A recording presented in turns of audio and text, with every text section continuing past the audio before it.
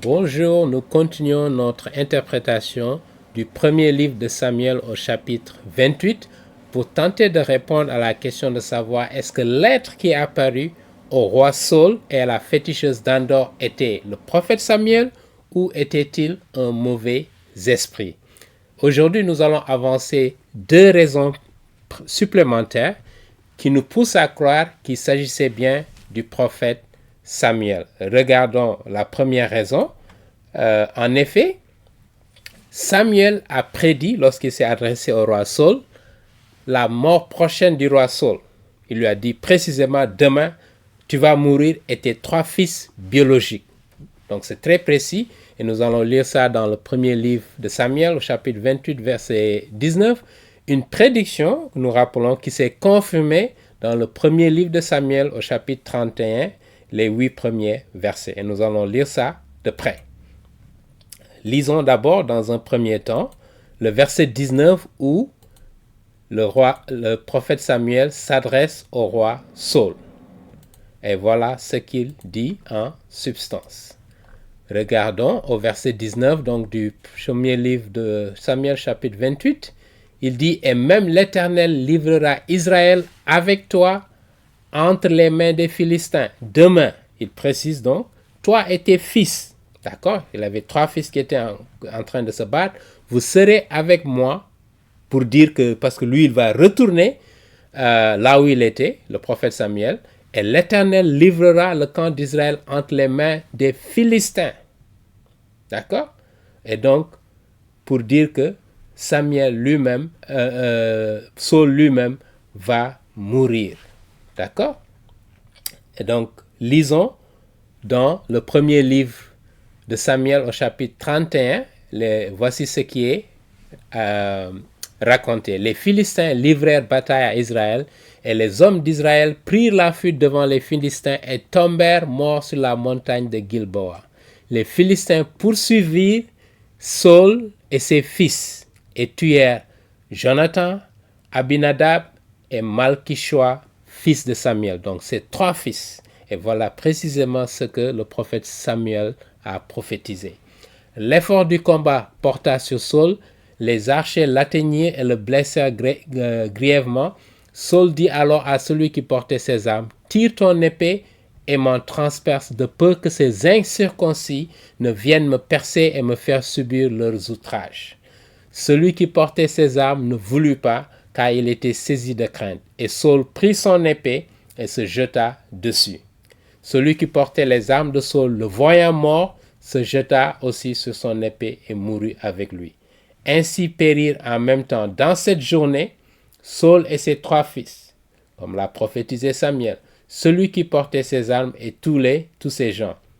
Ceux d'Israël qui étaient de ce côté de la vallée et de ce côté du Jourdain, ayant vu que les hommes d'Israël s'enfuyaient et que Saul et ses fils étaient morts, abandonnèrent leur ville pour prendre aussi la fuite. Et les Philistins allèrent s'y établir. Le lendemain, les Philistins vinrent pour dépouiller les morts et ils trouvèrent Saul et ses 3 fils tombés sur la montagne de Gilboa, exactement comme le prophète Samuel l'avait prophétisé. Et si donc l'esprit qui est apparu à Saul était un mauvais esprit, il ne serait pas en mesure de faire cette précision, cette prédiction très précise. Demain, en précisant le temps, les 3 fils, lui et ses 3 fils vont tomber dans la bataille et vont le rejoindre, lui, au séjour des morts, pour dire qu'ils vont mourir. Satan ou ses démons ne sont pas capables d'une telle chose.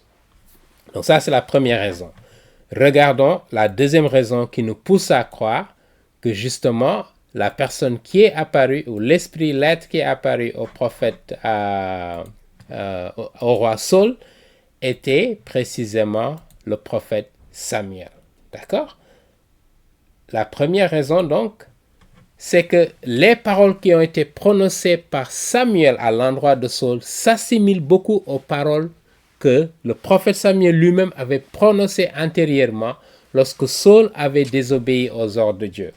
Retournons au premier livre de Samuel, chapitre 15, pour voir précisément ce que ce passage-là disait, ce que Samuel disait au roi Saul.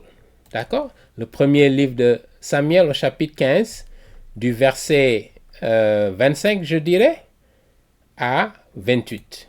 D'accord? Voilà ce qui est dit. Maintenant, je te prie, c'est Saul qui parle, pardonne mon péché, reviens avec moi et je me prosternerai devant l'Éternel. C'est lorsqu'il a désobéi face aux Amalécites qu'il n'a pas exterminé avec tous leurs biens et il a épargné quelques-uns. Samuel dit à Saul, je ne retournerai point avec toi, car tu as rejeté la parole de l'Éternel, et l'Éternel te rejette, afin que tu ne sois plus roi sur Israël. Et comme Samuel se tournait pour s'en aller, Saul le saisit par le pan de son manteau qui se déchira. Et Samuel lui dit, l'Éternel déchire aujourd'hui de dessus toi la royauté d'Israël, il la donne à un autre qui est meilleur que toi, qui est obéissant. D'accord? Voilà ce que Samuel lui avait dit des années antérieures, avant qu'il ne meure. Retournons justement au premier livre de Samuel, chapitre 28, et lisons du verset 16 au verset 19. Voilà ce que Samuel dit. Pourquoi te consultes-tu, puisque l'Éternel se retire de toi et qu'il est devenu ton ennemi? L'Éternel te traite comme je te l'avais annoncé de sa part, avant, au chapitre 15. L'Éternel a déchiré la royauté, vous voyez bien, d'entre tes mains, et l'a donné à un autre, à David. Tu n'as point obéi à la voix de l'Éternel, et tu n'as point fait sentir à Amalek l'ardeur de sa colère. Voilà pourquoi l'Éternel te traite aujourd'hui de cette manière. Et même l'Éternel livrera Israël avec toi entre les mains des Philistins. Vous voyez? Voilà ce que la Bible nous dit précisément, que les paroles qui sont prononcées sont exactement des paroles du prophète Samuel, qui nous confirment donc qu'il s'agissait bien du prophète Samuel et non d'un mauvais esprit. Un dernier élément que nous voulons évoquer, qui est que justement, Saul, lorsque il a vu la personne, il s'est rendu compte qu'il s'agissait bien du prophète Samuel, il s'est prosterné, d'accord, sachant bien que le prophète de Dieu était devant lui parce que les prophètes étaient respectés.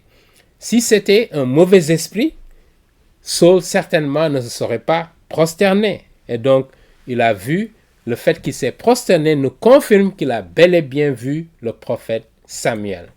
Voilà une autre raison qui nous amène à croire que justement, il s'agissait du prophète Samuel.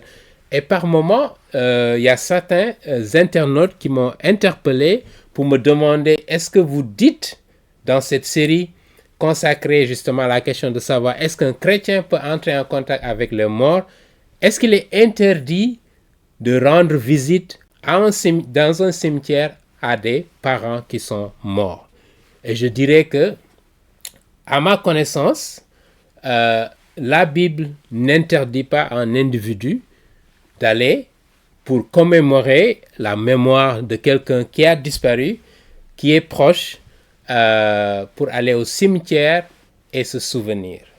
Je me souviens, mon papa est décédé il y a plus de 15 ans et jusqu'à aujourd'hui, je ne cesse de me souvenir de lui, de me rappeler des moments que nous avons passés ensemble, de l'influence décisive qu'il a eue sur ma vie.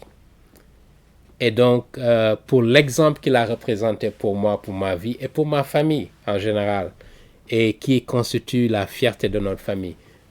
Naturellement, parce que en tant que Dieu nous a créés comme des êtres humains avec un attachement à nos proches.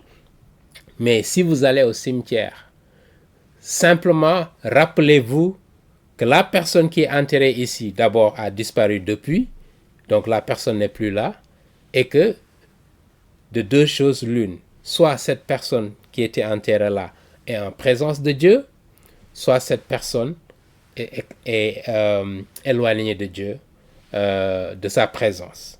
D'accord?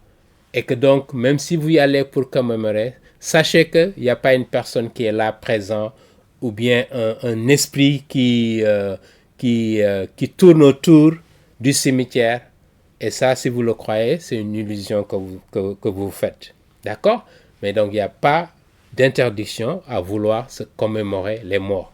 Ce que Dieu interdit, c'est de faire appel.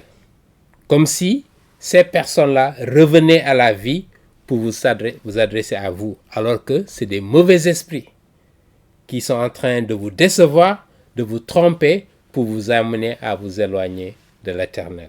Voilà la raison pour laquelle Dieu interdit strictement, aussi bien dans l'Ancien Testament que le Nouveau Testament, de ne pas s'adonner à ces activités de divination, de ne pas prendre contact avec des êtres qui sont morts et de ne pas s'adonner à ces pratiques de sorcellerie et de contact avec les mauvais esprits. Amen. Et nous allons conclure cette série justement en faisant le point sur ce que nous avons retenu durant cette série et nous allons y revenir avec la dernière vidéo. Que le Seigneur vous bénisse.